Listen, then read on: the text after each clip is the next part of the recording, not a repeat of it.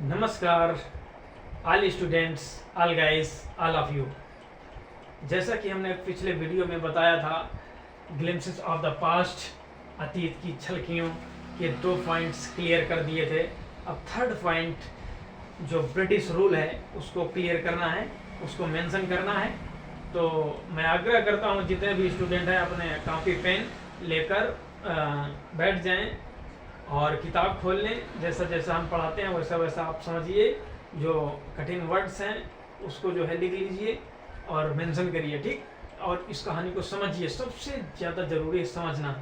तो हम सीटी के माध्यम से आपका आह्वान करते हैं, आप आइए।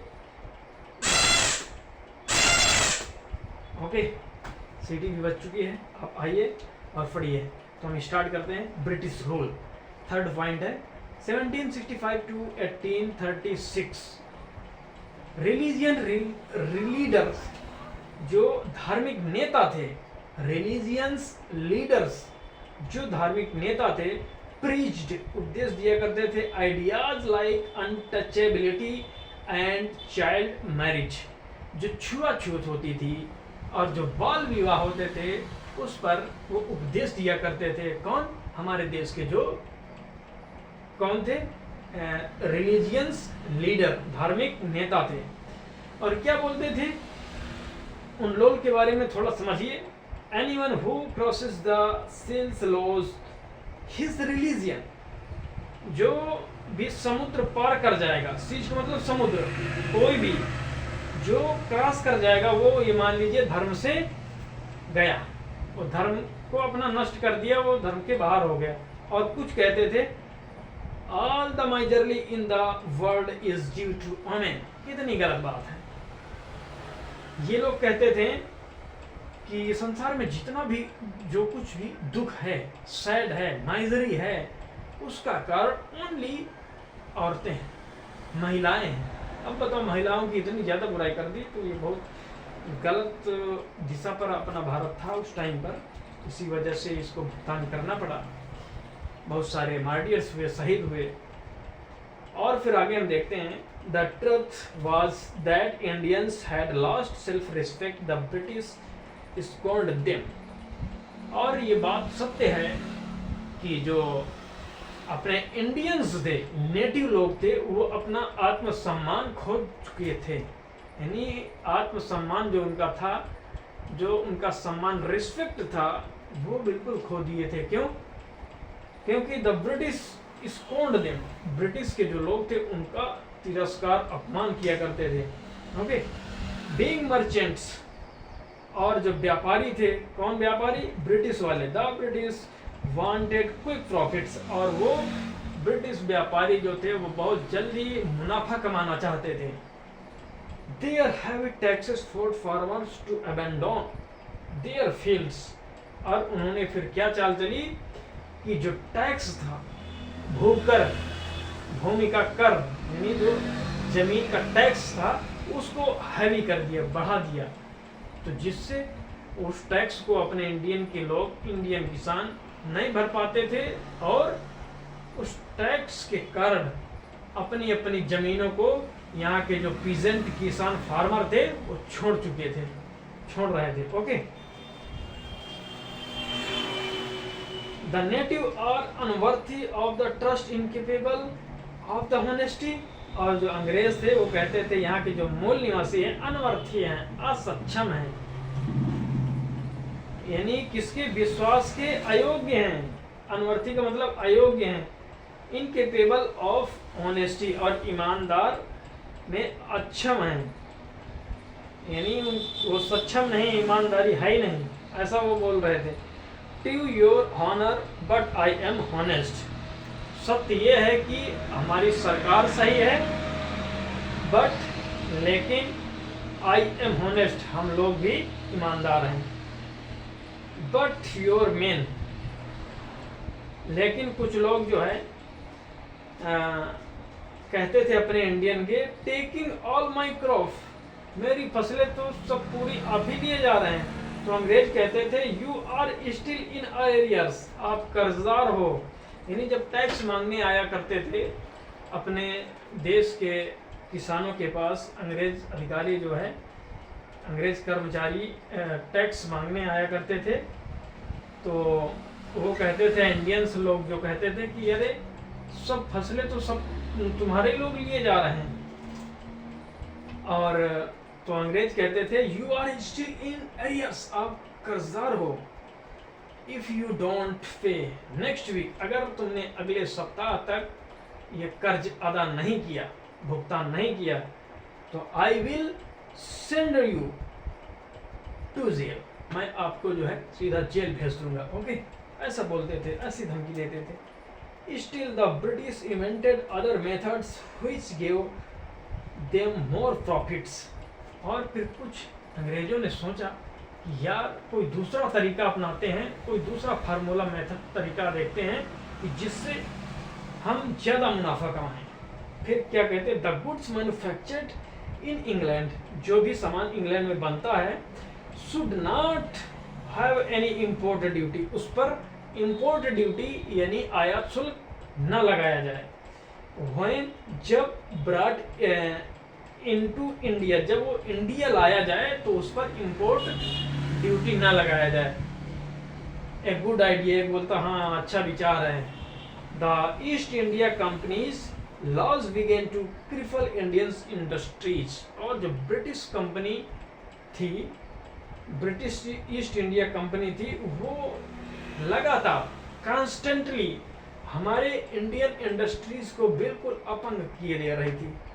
ठीक, the British policies rind the expert artisan and their business, हाँ ब्रिटिश की जो नीतियाँ थी वो बर्बाद कर रही थी हमारे जो आर्टिस्ट, कलाकार, एक्सपर्ट थे, एंड देयर बिजनेस, और उनके जो व्यवसाय थे उनको जो है क्या कर रहे थे, बिल्कुल र्यून कर रहे थे।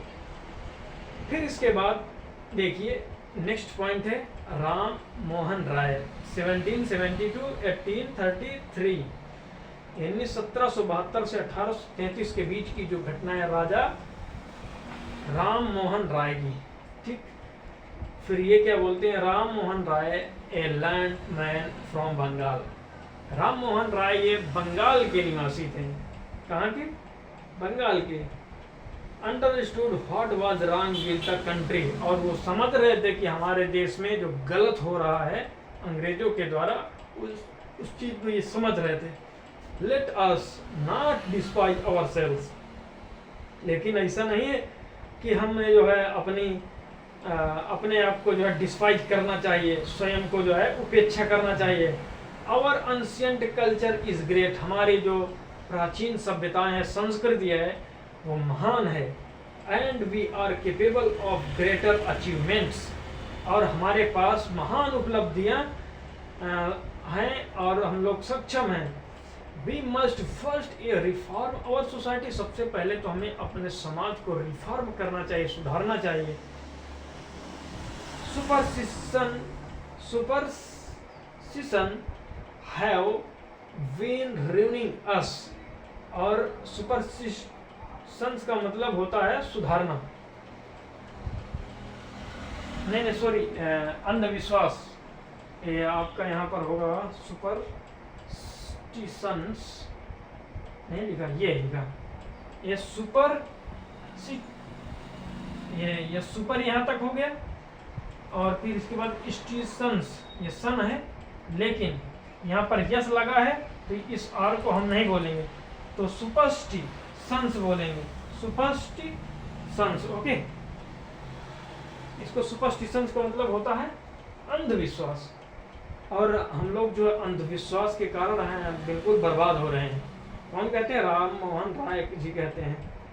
फिर उन्होंने he told his wife Uma, अपनी पत्नी उमा से कहा, cows are of different colour, जो काउज होती है यानी गाय, वो अलग अलग कलर की होती है, बट लेकिन the colour of their milk is the same, लेकिन उन सभी गायों का दूध जो होता है वो बिल्कुल सेम होता है। कैसा होता है? सफ़ेद ही होता है, किसी का नीला, पीला, काला तो होता नहीं, सबका सेम होता है। गाय भले ही अलग अलग कलर की हो, लेकिन उनका दूध एक ही होता है। उसी प्रकार डिफरेंट टीचर, यानी टीचर भी डिफरेंट होंगे, अलग अलग होंगे, हैव डिफरेंट ओपिनियंस, लेकिन उनकी जो राय होगी, but the essence of every religion is the same, यानी जो उनकी राय होगी अध्यापकों की वो अलग अलग हो सकती है, लेकिन जो धर्म का सार होगा वो बिल्कुल सेम ही होगा।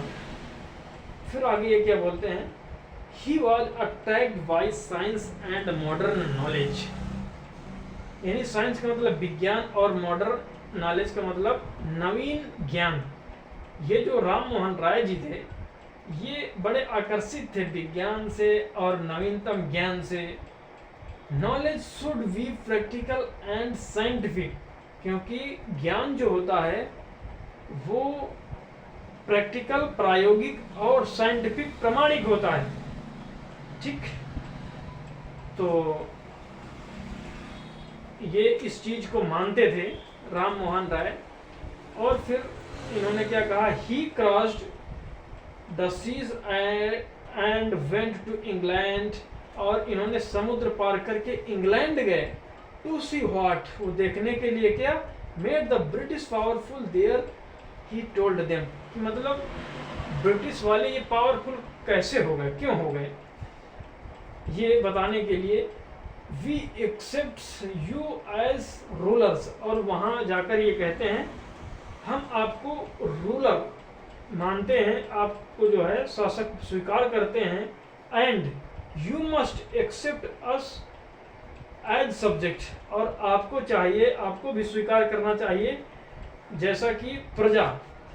बट यू मस्ट रिमेंबर, एक चीज आप याद रखना, the responsibility a ruler of to his subjects, और उसका मतलब यहाँ पर दिया था OWES, OWES, यह एहसास हो कि उसके लिए कुछ करे। तो मतलब रिस्पॉन्सिबिलिटी आपकी भी बनती है, जवाबदेही, कि आप अपनी प्रजा के प्रति कुछ करें। ठीक, ये चीज उन्होंने कही थी। He started newspaper but the suspicious British stopped them in 1823. उन्होंने स्टार्ट भी किया था क्या, न्यूज़पेपर एक, लेकिन जो संदेह वाले लोग थे ब्रिटिश के, उन्होंने इनको 1823 में बंद करवा दिया था इनके अखबार को। तो ये मान लीजिए कि 2 पॉइंट और क्लियर हो गए, यानी 3-4 पॉइंट क्लियर हो गए। अब नेक्स्ट पॉइंट है 5 ऑपरेशंस, लेकिन अब टाइम हो रहा और अब फिर हम नेक्स्ट वीडियो में इसको बताएंगे ऑपरेशंस और डिससैटिस्फिकेशन। ठीक, फिर मिलेंगे नेक्स्ट वीडियो में। तो आज के वीडियो में बस इतना ही। तब तक के लिए हंसते रहिए, मुस्कुराते रहिए, पढ़ते रहिए, पढ़ो और प्रैक्टिस, मेहनत करने का प्रयास ये मत छोड़ो। ठीक, और ज़्यादा हम मोटिवेट करने की हम उम्मीद रखते नहीं, क्योंकि पढ़ोगे तो कुछ आगे करोगे, कुछ बनोगे। जो शिक्षा है, शिक्षा वह शरणी का दूध है, जितना आप पिएंगे उतना ही दहाड़ेंगे। ये डायलॉग तो आपने सुना ही होगा। तो इसी डायलॉग के साथ अपने हौसले को आप आगे बढ़ाए रखिए और अपने विश्वास को बनाए रखिए। तो आज के वीडियो में बस इतने, फिर मिलेंगे नेक्स्ट वीडियो में। तब तक के लिए goodbye, take care all of you, thank you so much, okay, good bye.